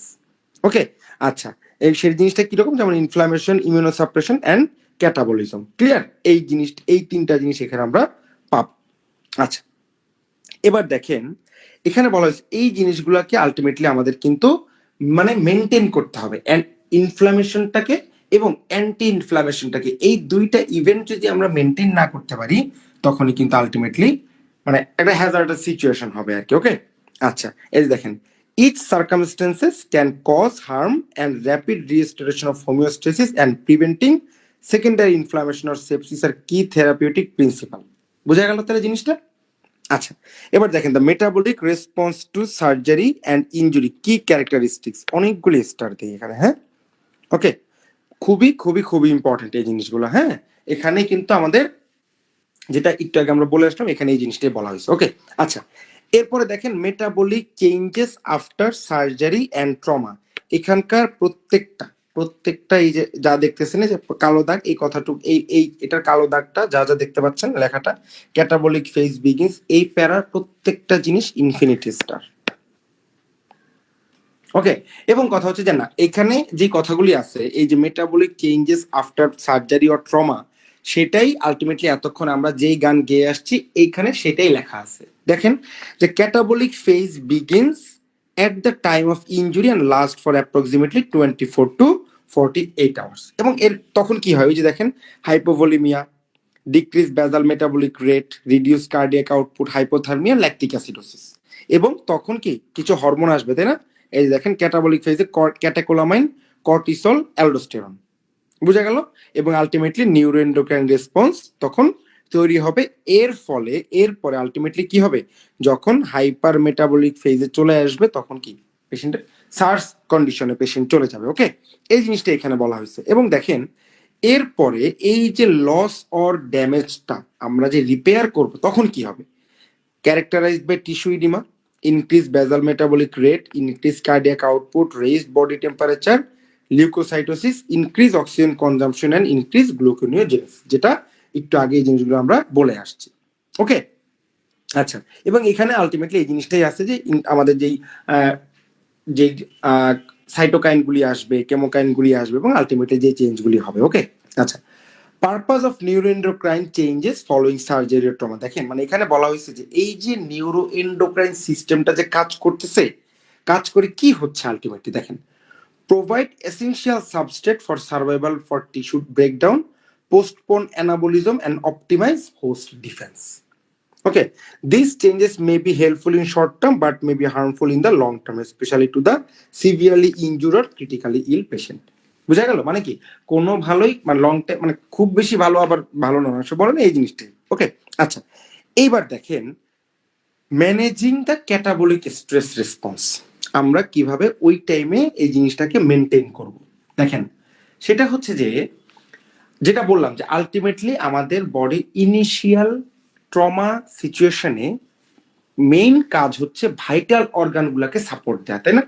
Vital organ কোনোভাবেই ড্যামেজ হইতে দেওয়া যাবে না। তাহলে যদি কোনো পেশেন্টের ব্লাড লস হয়, বেশি ব্লাড লস হয়, তাহলে ভাইটাল অর্গানকে সাপোর্ট করার জন্য কি হয় ওই পেশেন্টের পেরিফেরি থেকে যে ব্লাডটা আছে সেই ব্লাড চলে যাবে সেন্ট্রাল বা ভাইটাল অর্গানগুলোকে সাপোর্ট দেওয়ার জন্য, তাই না?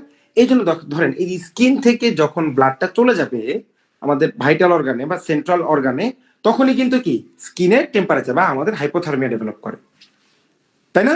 এই দেখেন indeed the response essence of the coordinated response is allowed the body to reprioritize limited resource away from the peripheral tissue, muscle, adipose tissue, skin toward key viscera, liver, immune system and the wound। বুঝা গেল জিনিসটা? এখন কথা হচ্ছে ধরেন কোন একটা পেশেন্টের মাসেল ইনজুরি হইলো, ওকে, তার মাসেল ইনজুরি হলো, গ্ল্যাসারেটেড ইনজুরি হলো। হ্যাঁ, এখন ওই জায়গায় তার আবার মাসেলটা ফরমেশন করতে হবে না, মানে মাসেল ফরমেশন করতে হবে বলতে ওইখানে টিস্যু তো ফরমেশন করতে হবে, তাই না? এখন সেই টিস্যু যে ফরমেশন করবে বা আমাদের ওইখানে যে রিপেয়ার করবে, রিপেয়ার করার যে জিনিসটা আসলে আমাদের বডিতে রিপেয়ার যে করে, এই রিপেয়ারেটিভ স্ট্রাকচার কি বলেন তো? এই জিনিসটা আসলে কি? প্রোটিন। Exactly, protein. তাহলে এক জায়গায় যখন প্রোটিন আসবে সেই প্রোটিনটা তো মানে আমরা আলাদাভাবে ভেবে দিতে পারবো না, তাই না? আসমান থেকে আসবে না, সেই প্রোটিনটা বডি থেকেই আসবে। তাহলে বডির কোন জায়গা থেকে আসবে সেই প্রোটিনটা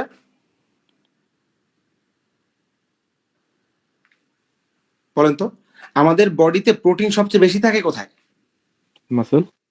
এক্স্যাক্টলি, মাসেল, স্কেলেটাল মাসেল, তাই না? স্কেলেটাল মাসেলে সবচেয়ে বেশি থাকবে প্রোটিন, তাই তো? আচ্ছা, তাহলে ওই যে উন্ডে বা আমাদের যেই সব জায়গায় রিপেয়ার দরকার, সেখানে রিপেয়ারের জন্য তখন কি হবে? মাসেল টিস্যু এক জায়গা থেকে ভেঙে আরেক জায়গায় আসবে রিপেয়ার করতে। বুঝা গেল? এই কারণেই ওই পেশেন্টের স্কেলেটাল মাসেল মাস কমে যায় এবং ওই জন্য আমরা পেশেন্টকে তখন ক্যাকিকশিক বলি। বুঝা গেল জিনিসটা? ক্লিয়ার? এবার দেখেন এই যে পেরিফেরাল টিস্যু থেকে দেখেন মাসেল, অ্যাডিপোজ টিস্যু, স্কিন থেকে অ্যামাইনো অ্যাসিড আসবে, স্পেশালি গ্লাইসিন এন্ড অ্যালানিন, এসে তারা লিভার, ইমিউন সিস্টেম এন্ড উন্ডে সাপোর্ট দিবে। বুঝা গেল? আচ্ছা, এরপর আমরা চলে আসি হাইপার মেটাবলিজম। হ্যাঁ, সো হাইপার মেটাবলিজম এই জিনিসটাকে আমরা একটু আগে যেটা বলেছি যে ইনক্রিজ বেজাল মেটাবলিক রেট। সো নর্মালি একটা পেশেন্টের যেই বেজাল মেটাবলিক রেট থাকে, তার সে যদি ট্রমাটিক সিচুয়েশনে চলে যায়, অ্যাপ্রক্সিমেটলি 15 to 25% মেটাবলিক রেট বেড়ে যায়। বুঝা গেল? এখন এই যে মেটাবলিক রেটটা বাড়বে, সে আলটিমেটলি সেটা কিভাবে হবে? ওই যে পেরিফেরাল টিস্যু ভাঙবে, তাই না? দেখেন এই যে the predominant cause appear to complex interaction between central control of metabolic rate and peripheral energy utilization. ওকে, আচ্ছা, এবং তখন কি হবে? আলটিমেটলি সেন্ট্রাল থার্মো ডিসরেগুলেশন হবে, increase sympathetic activity, abnormality from wound circulation, তাই না? আচ্ছা, এখানে এই জিনিসটাই বলা হয়েছে। দেখেন তাহলে কি হবে এই ক্ষেত্রে? The patient energy expenditure could rise even higher than observe level following surgery or trauma. Okay, আচ্ছা, এরপরে দেখেন alteration in skeletal muscle protein metabolism. So যেটা একটু আগে বললাম যে নর্মাল পেশেন্টের যে মাসেল টার্নওভার থাকে, তার থেকে কিন্তু আরো বাড়বে হচ্ছে যখন ওই পেশেন্ট কি ট্রমাটিক সিচুয়েশনে যাবে। ওকে, এই যে দেখেন এবং আমাদের এই যে মাসেল টার্নটা যখন, যেমন ধরেন আমরা যখন জিম করি বা এক্সারসাইজ যখন করি, তখন কিন্তু মাসেল ব্রেকডাউন হয়, তাই না? কিন্তু আমরা তো মাসেল বাড়ানোর জন্য হচ্ছে এক্সারসাইজ করি, তাই না? তাহলে কেন আমরা তাহলে মাসেল এক্সারসাইজের সময় যদি মানে মাসেল যদি ব্রেকডাউন হয়, তাহলে আমরা কেন এক্সারসাইজ করছি? কারণ এক্সারসাইজের পরে বা আমরা যখন রেস্টিং কন্ডিশনে থাকি বা রেস্ট নিব, তখন হচ্ছে যতখানি না ভাঙছে তার থেকে বেশি এটা আবার গড়ে।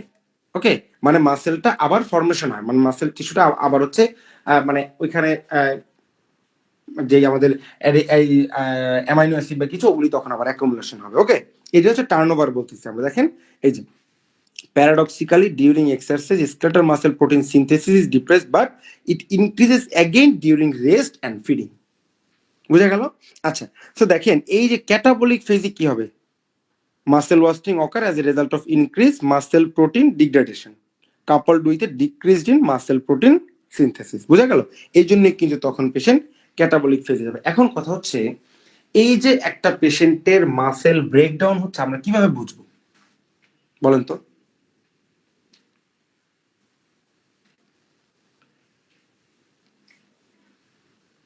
আইডিয়া? মানে ধরেই তো একটা পেশেন্টের ধরেন 24 আওয়ার্স বা 30 to 48 আওয়ার্স পরেই কিন্তু আপনি পেশেন্টের ক্যাকিকশিক কিন্তু পাবেন না, তাই না? বেশ কিছুদিন পরে পাবেন। কিন্তু ইনিশিয়ালি বুঝবেন কিভাবে তার মাসেল ব্রেকডাউন হচ্ছে বেশি বেশি? এনজাইম দিয়ে?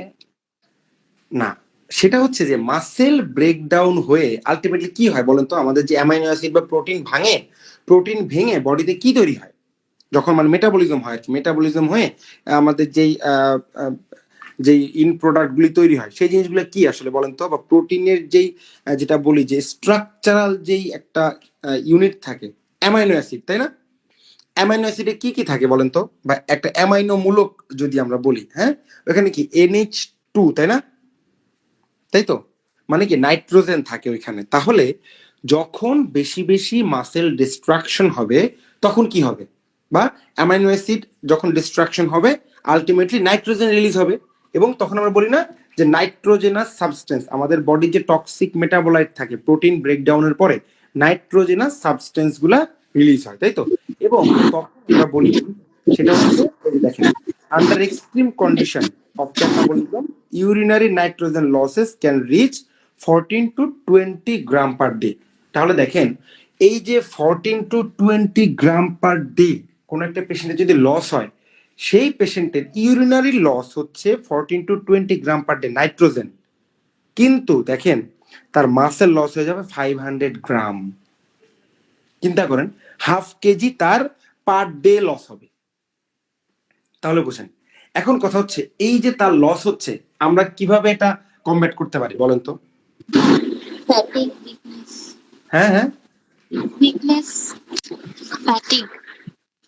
না না, মানে আমরা এই যে তার যে লস হচ্ছে, এই লসটাকে আমরা কিভাবে ঠেকাবো বা আমরা কিভাবে কভার আপ করবো বলেন তো? প্রোটিন প্রোটিন হ্যাঁ হ্যাঁ, নিউট্রিশনাল সাপোর্ট। আচ্ছা, হ্যাঁ Protein- নিউট্রিশনাল সাপোর্ট দিব। ওকে, এটা একটা পয়েন্ট, হ্যাঁ নিউট্রিশনাল সাপোর্ট আমরা দিব। ওকে, আর আর কোনো কিছু মানে মেইন জিনিসটা কি করবো বলেন তো? মেটাবলিজম অফ করে দেবো। হ্যাঁ হ্যাঁ, বলেন বলেন। ক্যাটাবলিজম যেন বেশি যেন না হয় সেটাকে এক্স্যাক্টলি, এক্সিলেন্ট। এই জিনিসটা মানে এট ফার্স্ট যেটা মানে এট ফার্স্ট কিলিং, যেটা কিল করতেছে পেশেন্টকে ওই মুহূর্তে, মানে তার যে অনগোয়িং ক্যাটাবলিক যে ফেজটা, ওই ফেজটাকে কোনো না কোনো ভাবে আমাদের স্টপ করতে হবে, তাই না? মানে তার যে ইনফ্লামেটরি ফেজ গুলাকে কোনো না কোনো ভাবে স্টপ করতে হবে, তার সেপটিক কন্ডিশনটাকে আগে আমরা ট্যাকেল দিতে হবে। বুঝা গেল? সেই তার যদি সেপটিক কন্ডিশনটা চলতে থাকে, তাহলে কিন্তু আমরা যতই অ্যামাইনো অ্যাসিড দেই না কেন কোনো লাভ নাই। বুঝা গেল? ক্লিয়ার জিনিসটা? কারণ কি, যত বেশি সেপটিক কন্ডিশনে যাবো, আমরা বললাম যত বেশি ইনজুরি তত বেশি কিন্তু রেসপন্স, তাহলে কি তত বেশি ক্যাটাবলিজম, তত বেশি মাসেল ব্রেকডাউন। ক্লিয়ার জিনিসটা? এই কারণে ওই ফেজটাকে আমরা আগে কমব্যাট করব। বুঝা গেল? এই যে দেখেন, এই যে দেখেন আগে যেটা বলতো, এখন যেটা বলছে যে দেখেন, এই যে treating underlying sepsis adequately is fundamental to limit protein catabolism and is essential part of effective nutritional support. বুঝা গেল? আচ্ছা, তো দেখেন এই যে স্কেলেটাল মাসেল ওয়াস্টিং, একটু আগে আমরা যেটা বললাম, এটাই এই প্রত্যেকটা বক্স ইম্পর্টেন্ট। হ্যাঁ, আচ্ছা, এরপর দেখেন alteration in hepatic protein metabolism, the acute phase protein response. হ্যাঁ, এই জিনিসটা খুব ইম্পর্টেন্ট, খুবই ইম্পর্টেন্ট এটা। হ্যাঁ, আচ্ছা, এখানে এই জিনিসগুলোতে আমরা প্যাথোলজিতে বা মাইক্রোবায়োলজিতে এই জিনিসগুলো আমাদের একটা আইডিয়া আছে। তো এখানে আসলে ব্যাপারটা কি ঘটে, এখানে বলছে যে এই যে প্রোটিন মেটাবলিজম, একটা হচ্ছে আমাদের প্রোটিন টার্নওভার হয় হচ্ছে স্কেলেটাল মাসেলে, আরেকটা হচ্ছে লিভারে। ওকে, এখন কথা হচ্ছে স্কেলেটাল মাসেল থেকে কিন্তু শুধু প্রোটিনটা যাচ্ছে, মানে স্কেলেটাল মাসেলে তো প্রোটিন ওইভাবে সিনথেসিস হচ্ছে না, আমাদের সিনথেসিস ফাংশন মেনটেন করা হচ্ছে লিভার। ওকে, এই যে দেখেন skeletal muscle has a large mass but a low turnover rate, but liver has relatively small mass, a much higher protein turnover rate. এবং এই যে হেপাটিক যেই মেটাবলিজম বা হেপাটিক যেই আমাদের এই প্রোটিন সিনথেসিস বা এই যে তার যে টার্নওভারটা, এটা কি, সে হচ্ছে একদিকে এক্সপোর্ট করবে কিছু প্রোটিন, আরেকদিকে হচ্ছে সে মানে স্ট্রাকচারাল প্রোটিন তৈরি করবে কিছু। দেখেন, synthesis of export protein and renewal of structural protein, এই জিনিসগুলো কিন্তু সে তৈরি করবে। এবং কথা হচ্ছে এই যে আমাদের বডিতে ইনফ্লামেশনের সময় যে কিছু অ্যাকিউট ফেজ প্রোটিন হয়, এই অ্যাকিউট ফেজ প্রোটিনও তৈরি করবে, তাই না? তাহলে দেখেন এই অ্যাকিউট ফেজ প্রোটিন তো বডিতে ফার্স্টে ছিল না, তাই না? তাহলে বডি বা আমাদের লিভার তখন কিন্তু ইনিশিয়ালি তৈরি করতেছে। তাহলে এই যে তৈরি করবে, সে সোর্স কোত্থেকে পাবে বলেন তো? সে মানে বডি যে তৈরি করতেছে বা লিভার যে তৈরি করবে, আমাদের বডি থেকে তো আলাদাভাবে তো আমরা অ্যাকিউট ফেজ প্রোটিন দিচ্ছি না বডিতে, লিভার তৈরি করতেছে। তাহলে কোনো একটা কিছু থেকেই তো সে আলটিমেটলি জিনিসটা তৈরি করবে, বা কার বদৌলতে তৈরি করবে বলেন তো এটা?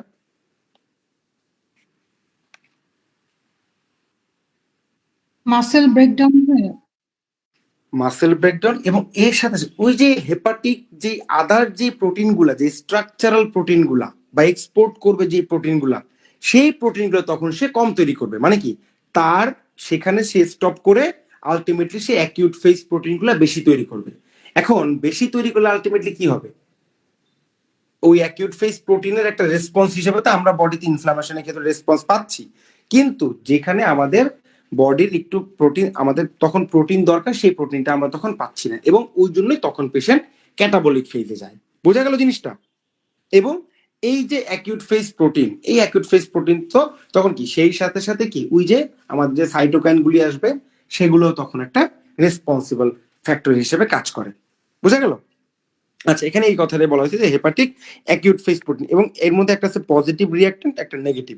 পজিটিভ মানে হচ্ছে যার প্লাজমা কনসেন্ট্রেশন বাড়বে, যেমন সিআরপি, আর অ্যালবুমিন হচ্ছে প্লাজমা কনসেন্ট্রেশন কমবে। ক্লিয়ার?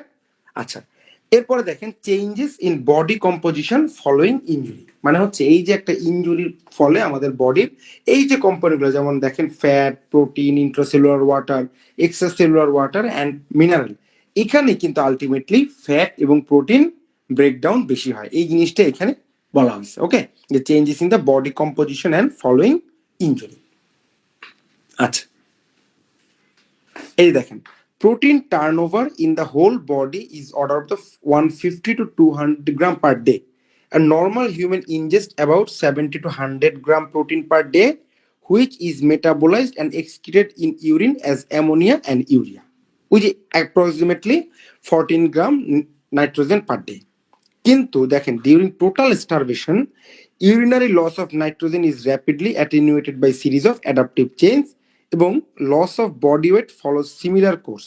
ওকে, আচ্ছা, এই জিনিসটা এখানে বলা হয়েছে। দেখেন এই যে 10 to 20 gram nitrogen per day যেটা ইউরিনারি লস হয়, সেটা হচ্ছে কি ইকুইভ্যালেন্ট টু 500 গ্রাম ওয়েট মানে লিন টিস্যু পার ডে। ওকে, আচ্ছা, changes in the body composition following major critical illness, সেটা পড়বে। আচ্ছা, এইবার চলে আসি আমরা অ্যাভয়েডেবল ফ্যাক্টর। আমরা কোন কোন ফ্যাক্টর অ্যাভয়েড করতে পারি? দেখেন এইটা খুবই ইম্পর্টেন্ট এই বক্সটা। হ্যাঁ, মানে এই জিনিসগুলো যদি আমরা অ্যাভয়েড করতে পারি তাহলে একটা ইনজুরি আমরা আর্লি কমব্যাট করতে পারবো। সেটা হচ্ছে কি, দেখেন continuing haemorrhage or volume loss, এটা যদি আমরা স্টপ করতে পারি, hypothermia, tissue oedema, tissue under perfusion, starvation, immobility, এগুলি যদি আমরা আর্লি স্টপ করতে পারি তাহলে সেই পেশেন্টের কিন্তু রিকভারিটা আর্লি হবে, যেটা আমরা বলি আর্লি রিকভারি আফটার সার্জারি বা ইরাস। ওকে, আচ্ছা, এই যে দেখেন ইমোবিলাইজেশন উপরে আছে, এখানে আছে স্টারভেশন। সো এখানে দেখেন উন্ড, হাইপোথার্মিয়া, হাইপোটেনশন, পেইন, এটা adrenosympathetic activation, cytokine cascade release হয়ে pyrexia, acute phase response, insulin resistance, futile substrate cycling, muscle protein degradation হবে। এর ফলে প্রোটিন যাবে ক্যাটাবলিজম ফেজে এবং অ্যানাবলিজম তখন বন্ধ থাকবে। এবং যদি আমরা ওই জিনিসগুলো করতে পারি, এই দেখেন ইমোবিলাইজেশন যদি স্টপ করতে পারি, স্টারভেশন যদি স্টপ করতে পারি, মানে পেশেন্টকে যদি এনপিও কম রাখি আমরা, তাহলে কি হবে? আলটিমেটলি পেশেন্টের ক্যাটাবলিক ফেজটা কমে যাবে, অ্যানাবলিক ফেজটা তখন বাড়বে। এটাই এখানে বলা হয়েছে। হ্যাঁ, তো প্রথমেই দেখেন যেমন এই যে ভলিউম লস, তাই না? আচ্ছা, যদি আমরা এই পেশেন্টের হেমোরেজ যদি আর্লি কন্ট্রোল করতে পারি, সেই ক্ষেত্রে ওই যে আমাদের রেনিন, এনজিওটেনসিন, অ্যালডোস্টেরন সিস্টেমটা অ্যাক্টিভেট হবে কম, আমাদের এডিএইচ রিলিজটা হবে কম। সেই ক্ষেত্রে কিন্তু এই পেশেন্টের রিকভারিটা, মানে তার ব্লাড ভলিউম যদি মেনটেইন থাকে তাহলে ভাইটাল অর্গানগুলো পারফিউশন ঠিকঠাক মতো হইলো। ওকে, এই জিনিসটা এখানে বলা হয়েছে। ওকে, আচ্ছা, এরপরে দেখেন যেমন টিস্যু ইডিমাতে যেটা বললাম, ওই যে during systemic inflammation, plasma protein, leucocyte, এই জিনিসগুলো কি ভাস্কুলার স্পেস থেকে চলে যাবে আলটিমেটলি, এবং ইডিমা হবে পেশেন্টের, তখন কিন্তু হাইপোটেন্স বা হাইপোভলিমি আরো প্রোগ্রেস করবে। সো এইটা যদি আমরা আর্লি স্টপ করতে পারি বা ক্যাপিলারি লিকেজ যদি আমরা বন্ধ করতে পারি ইনিশিয়ালি, সেই ক্ষেত্রে কিন্তু আলটিমেটলি আমাদের রিকভারিটা আর্লি হবে, তাই না? আচ্ছা, এখানে এই জিনিসটা বলে। এরপর দেখেন স্টারভেশন। সো ডিউরিং স্টারভেশন, তাই না, মানে স্টারভেশনকে আমরা দেখা যায় কি আগে বলতো যে একটা পেশেন্টের ইন্টেস্টাইন সার্জারির পরে তাকে একটা লং টাইম হচ্ছে কিন্তু আমরা এনপিও করে রাখতাম, কিন্তু এখন কি বলে আর্লি ফিডিং, তাই না? আর্লি ফিডিং করলেই এই পেশেন্টের মানে গাটের ফাংশন আর মানে ভালো হবে, এবং গাটের যে ব্যাকটেরিয়াগুলি আছে এই ব্যাকটেরিয়াগুলা ট্রান্সলোকেশন মানে নিচ থেকে উপরে উঠবে কম, এবং তখন সেই পেশেন্টের ইনফেকশনের চান্সও কমে যাবে। এই জন্য আমরা দেখবেন এখন কিন্তু পেশেন্টকে চেষ্টা করি as early as possible after surgery feeding দেওয়ার জন্য। কারণ কি, যত টাইম ধরে সে স্টারভেশন কন্ডিশনে থাকবে তার রেসপন্সটা কিন্তু তত বাড়বে। ওকে, এই জিনিসটা এখানে বলা হচ্ছে। দেখেন during starvation body is faced with an obligate need to generate glucose to sustain cerebral energy metabolism 100 gram of glucose per day. This is achieved in the first 24 hours by mobilizing glycogen stores and thereafter by hepatic gluconeogenesis from amino acid, glycerol and lactate. মানে হচ্ছে যে আমাদের বডির main function বা brain function যদি maintain করতে হয় তাহলে ব্রেইন তার জন্য পার ডে সে 100 গ্রাম গ্লুকোজ নিবেই, সেটা আপনি তাকে দেন বা না দেন। আপনি যদি দেন তো ভালো, যদি না দেন তাহলে সে অন্য সোর্স থেকে ভেঙে চুরে হইলেও সে তার ফাংশন মেনটেনেন্সের জন্য 100 গ্রাম পার ডে এটা মেনটেন করবে। এই জন্য অ্যাটলিস্ট আপনি যখন একটা পেশেন্টকে নিউট্রিশন দিবেন আপনাকে 100 গ্রাম গ্লুকোজ মিনিমাম দিতেই হবে। বুঝা গেল? তো এই ক্ষেত্রে একটা এসবি এর কথা বলি, সেটা হচ্ছে আমাদের বিসিপিএস এ একবার ওরিয়েন্টেশন হয়েছিল, তখন ওরিয়েন্টেশনের সময় একটা মক টেস্টের একটা কোশ্চেন আসছিল যে একটা পেশেন্টের আফটার সার্জারি তাকে আমরা তার বডির ভাইটাল ফাংশন বা মানে ফাংশন মেনটেনেন্সের জন্য মানে which fluid must be needed to maintain nutrition or glucose মানে লেভেল মেনটেনেন্সের জন্য কোন ফ্লুইডটা তাকে আমাদের দিতেই হবে, মিনিমাম কোন ফ্লুইডটা আমাদের দিতে হবে বলেন তো? এই গ্লুকোজ হিসেবে যদি আমরা বলি ডিএ, হ্যাঁ DNS হ্যাঁ, আচ্ছা ডিএ দিব, ডিএ বা ডিএনএস, তাহলে সেই ক্ষেত্রে কিভাবে আমরা মিলাবো বলেন তো? 100 গ্রাম কিভাবে দিব আমরা, কত পার্সেন্ট বা কি হিসেবে দিতে চান বলেন তো?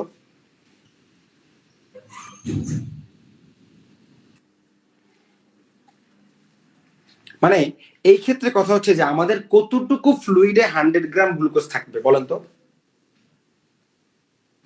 2 লিটার 2 লিটার কি মানে পুরোটুকু বলেন, 2 লিটার কি দিব আমরা? 2 লিটার 5% দিয়ে 2 লিটার 5% আছে। এবার আমি যদি বলি যে শুধু 1 লিটার আমরা ফ্লুইড দিতে পারবো, সেই ক্ষেত্রে কোনটা দিব?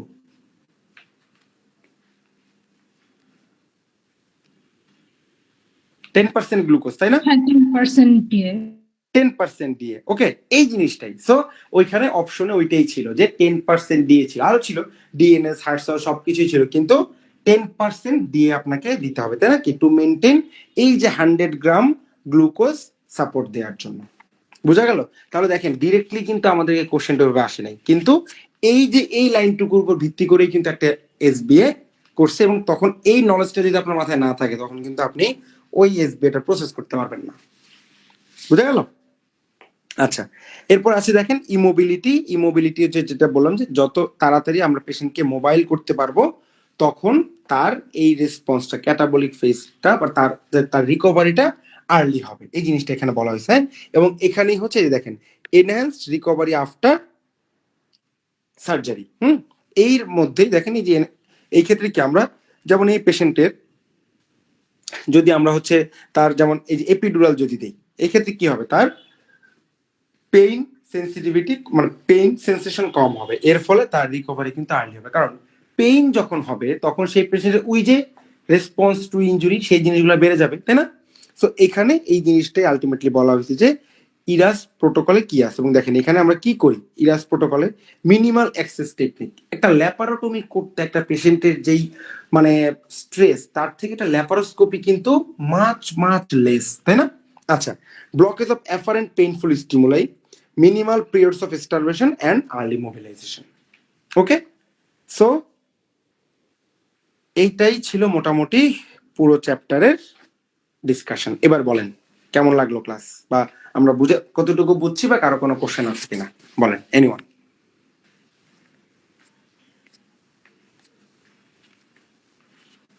ভালো লাগছে class sir, thank you so much. এবার এবার এই যে চ্যাপ্টারটা কি এবার আমরা মানে এবার কি কারো কাছে কঠিন মনে হবে বলেন তো ফার্দার? জি না, হ্যাঁ ইনশাআল্লাহ, আমরা বুঝাইতে পারবো তো অন্য কাউকে? ইনশাল্লাহ। ইনশাআল্লাহ। ইনশাআল্লাহ। যারা আপনাদের ফ্রেন্ড সার্কেল যারা আছে তারা যারা বেরিলাপের ক্লাস করতে চায় বা আমাদের এই বা কোর্সে এনরোলমেন্ট করতে চায় বা এখনো যারা বেরিলাপ ক্লাস করেনি কোথাও, তো আশা করবো যে আপনারা তাদেরকে সাজেস্ট করবেন আমাদের এই কোর্সে আর as early as possible enrol করার জন্য। কারণ ফুল কোর্সে থাকতে পারলে আশা করি আপনাদের জন্য মানে যথেষ্ট উপকারী হবে কোর্সটা। কারণ বিগত সময়গুলোতেও আমরা কিন্তু সাকসেসফুলি রান করে আসছিলাম এই কোর্সে এবং ভালো রেসপন্স পেয়েছি আর কি। ওকে, তো আশা করি আজকের ক্লাসটা যদি ভালো লাগে বা এরপরে আশা করি আপনারাও আমাদেরকে সেরকম একটা রেসপন্স দিবেন। তো কারো যদি কোনো কোশ্চেন না থাকে তাহলে আমরা ক্লাসটা এখানে শেষ করতে পারি। ভাই একটু ইনসুলিন হ্যাঁ। রেজিস্ট্যান্স একটু বুঝিয়ে দিবেন। ও আচ্ছা, ইনসুলিন রেজিস্ট্যান্সের ব্যাপারটা হচ্ছে যে যখন পেশেন্ট ট্রমাটিক কন্ডিশনে থাকে তখন ওই যে দেখেন আমরা এখানে যদি দেখি এই জিনিসটা, ওই যে এই ফিগারটা যদি আমরা একটু দেখি, দেখেন এই যে এখানে কি ইনসুলিনটা কমে যাচ্ছে, তাই না? জি এটা হচ্ছে এই যে তার ইননেট ইমিউন সিস্টেম এবং তার এই ট্রমাটিক কন্ডিশনে তার ওই পেশেন্টের ইনসুলিন রেজিস্ট্যান্স হয়, বুঝতে পারছেন? জি কারণ কি ইনসুলিন রেজিস্ট্যান্স এবং আরেকটা জিনিস হচ্ছে যেমন দেখেন এই যে গ্রোথ হরমোন, এটাও কিন্তু একটা অ্যান্টি ইনসুলিন ইফেক্ট হিসেবে কাজ করবে। এই জন্য আলটিমেটলি পেরিফেরাল টিস্যুতে গ্লুকোজ আপটেক হবে না, বুঝা গেল? একদিকে গ্লুকাগন বেশি, আরেকদিকে ইনসুলিন কমে যাওয়ার ফলে অ্যাজ এ রেজাল্ট হিসেবে আমরা পেশেন্টের হাইপারগ্লাইসিমিয়া পাবো। বুঝা গেল? ক্লিয়ার? জি ভাই, থ্যাংক ইউ। এটাই হচ্ছে এখানে কথা। ওকে, আচ্ছা, ইনসুলিন রেজিস্ট্যান্সের এই জিনিসটা এখানে আচ্ছা, এই জিনিসটা আমি মানে একটু লিভ করে গেছিলাম। সো এটাই তো, এখানে এই জিনিসটাই বলা হয়েছে। এবং তখন কোনো পেশেন্টের after surgery, initially after surgery বা এই ক্ষেত্রে যদি আইসিইউ সেটআপে যদি কোনো পেশেন্টের মানে সিভিয়ার হাইপারগ্লাইসিমিয়া মানে গ্লাইসিমিয়া কন্ট্রোল যদি মানে আনকন্ট্রোল থাকে বা খুব বেশি যদি ব্লাড গ্লুকোজ লেভেল বেশি থাকে মানে থাকে, তখন কিন্তু আমরা সেই পেশেন্টকে ইনসুলিন ইনফিউশন হিসেবে দিব আর কি। হ্যাঁ, ইনফিউশন পাম্প। তবে অবশ্যই খেয়াল রাখতে হবে যেন হাইপোগ্লাইসিমিয়া না হয়ে যায়, পরে কিন্তু হিতে বিপরীত হয়ে যাবে আবার। বোঝা গেল? এই জিনিসটাই এখানে বলা হয়েছে। কিন্তু ধরেন ইনিশিয়ালি আপনি কোনো পেশেন্টের যদি ব্লাড গ্লুকোজ লেভেল বেশি পান, আইসিইউ সেটআপে না থাকলে নর্মাল একটা পেশেন্টের, সেই ক্ষেত্রে কিন্তু তাকে আপনি ডায়াবেটিক হিসেবে ট্রিট করতে পারবেন না। এটা কিন্তু হবে কি ট্রমাটিক সিচুয়েশনের কারণে, নট ফর ডায়াবেটিস। ওকে, কিন্তু আমরা হয়তো ম্যানেজ করবো ইনসুলিন দিয়ে, কিন্তু তাকে ডায়াবেটিক পেশেন্ট হিসেবে না। ক্লিয়ার? বুঝা গেল? জি বুঝতে পারছি। তাহলে কারো যদি কোনো কোশ্চেন না থাকে তাহলে আমরা ক্লাসটা এখানে শেষ করতে পারি, কি বলেন? ভাইয়া আর একটা কোশ্চেন, শিওর যে শিওর। ক্যাটাবলিজমের পরে যে অ্যানাবলিজম ফেজটা স্টার্ট হয়, এটা কি হচ্ছে মানে ট্রিটমেন্ট দেওয়ার পরে, বা আমরা যদি রিভার্স করার চেষ্টা করি তখন, না হলে কোনো হ্যাঁ হ্যাঁ, মানে হচ্ছে এটা যখন ক্যাটাবলিক ফেজটা আমরা ওভারকাম করে যাব, সেটা আইদার বডি ইটসেলফ করবে অথবা আমরা ইন্টারভেনশন দিয়ে করব, যেভাবে করি না কেন, ওইটা যখন আমরা ওভারকাম যদি করতে পারি তারপরে হচ্ছে অ্যানাবলিক ফেজে যাবে। আচ্ছা বুঝা ঠিক গেল? আছে, বডি নিজেও করতে পারে তাইলে? হ্যাঁ, মানে যদি মাইনর ট্রমা হয়, তাই না, মাইনর ট্রমা যদি হয় সেক্ষেত্রে সেটা তো জাস্ট বডি মেনটেন করে ফেলবে। কিন্তু যদিও আমরা এখানে মেটাবলিক রেসপন্স টু ইনজুরি বলতে আসলে আমরা একটু ম্যাসিভ ইনজুরিকেই বুঝাচ্ছি আর কি এখানে। আলটিমেটলি সেটা আমরা যে ইন্টারভেনশনের মাধ্যমেই আলটিমেটলি করতে হবে ওই পেশেন্টের, মানে ইন্টারভেনশন না করলে তো আলটিমেটলি হবে না, তাই না? তার হাইপোথার্মিয়া ম্যানেজ করতে হবে, তার হাইপারগ্লাইসেমিয়া ম্যানেজ করতে হবে, সবকিছু যখন করতে পারবো এগুলা, তার হাইপোভলিউমিয়া ম্যানেজ করতে হবে, এগুলো যখন ম্যানেজ করতে পারবো তখনই হচ্ছে আলটিমেটলি পেশেন্টের জন্য একটা ফ্রুটফুল কন্ডিশন হবে আর কি, এবং তখন অ্যানাবলিক ফেজে যাবে। বোঝা গেল?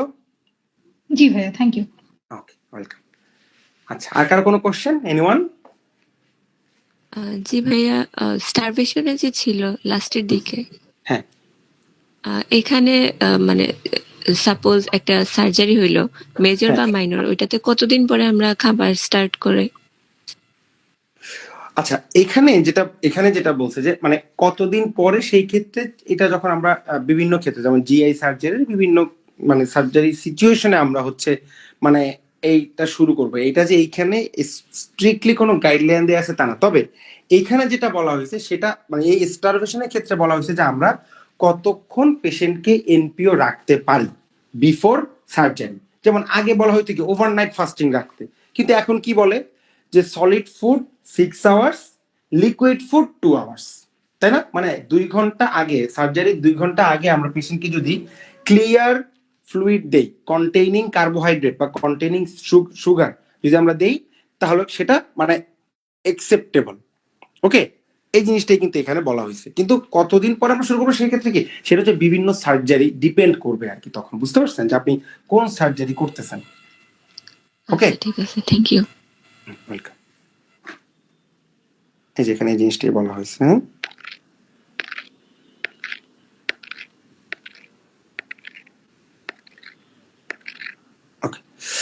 ওকে, সো আর কারো কোনো কোশ্চেন? এনিওয়ান?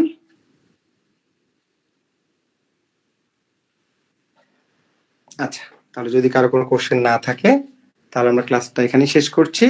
সবাই ভালো থাকবেন, সবাইকে অসংখ্য ধন্যবাদ, শুভরাত্রি।